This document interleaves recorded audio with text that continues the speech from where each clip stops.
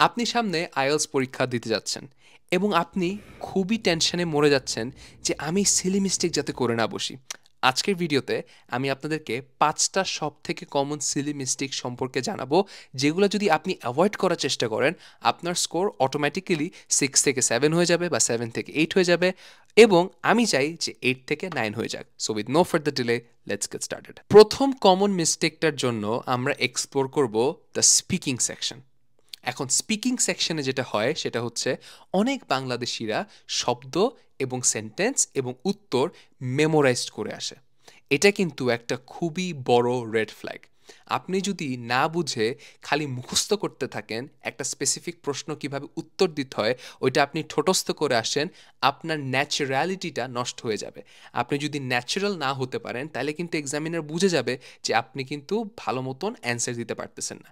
এবং আরও সবথেকে ডেঞ্জারাস জিনিস কোনটা আমি আপনাদেরকে বলি, সাপোজ আপনি একটা অ্যান্সার কমন পাইছেন এবং ওইটা খুবই ভালো করে অ্যান্সার করছেন, কিন্তু আর একটা অ্যান্সার আপনি একটু আনকমন পাইছেন এবং ওখানে আপনার কোয়ালিটিটা একদম কমে গেছে।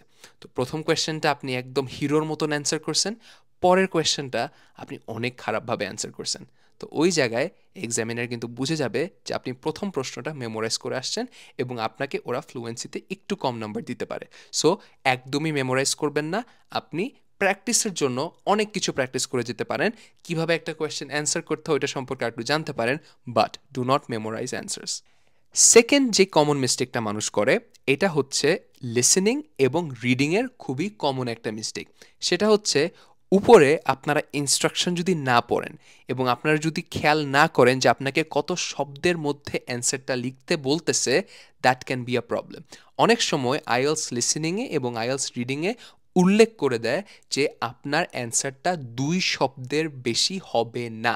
তো আপনি যদি একটা কোয়েশ্চেন পান যে কত বছরে আসলে এই জিনিসটা হইছে এবং আপনার উত্তর হচ্ছে 2 ইয়ার্স, রাইট? কিন্তু আপনাকে বলতেছে খালি এক ওয়ার্ডে অ্যান্সার দিতে। আপনি যদি ওখানে 2 ইয়ার্স 2টা শব্দ লেখেন তাহলে কিন্তু এটা ভুল।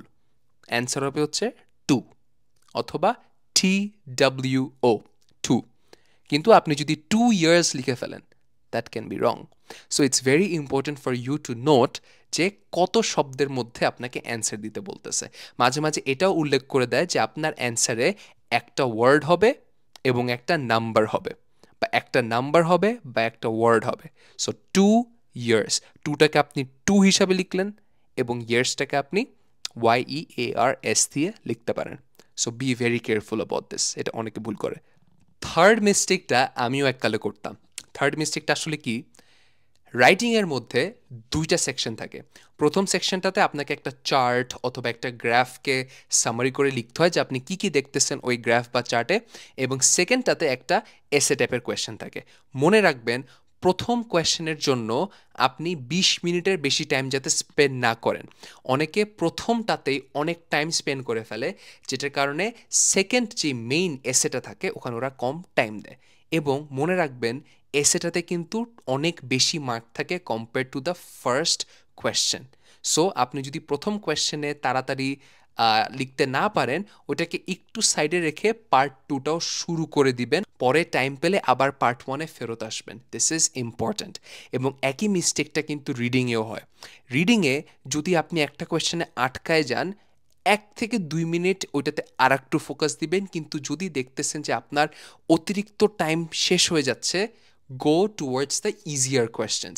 একটা কঠিনের জন্য আপনি ইজিগুলোও কিন্তু অ্যাভয়েড করে ফেলতে পারেন। সো এটা আমি আবার বলতেছি, সবাইকে বারবার বলতেছি, টাইম ম্যানেজমেন্টের উপর ফোকাস করেন। আপনার আনলিমিটেড টাইম থাকে না। স্পেশালি রিডিংয়ে অনেক মানুষ কিন্তু টাইমিংটা খারাপ হওয়ার কারণে অনেক ইজিগুলাও ওরা না কারেক্ট করে আসে। And that my friends is a very very big red flag. ফোর্থটাও স্পিকিংয়ের সাথে রিলেটেড। তো এটা আমার খুবই হাস্যকর লাগে।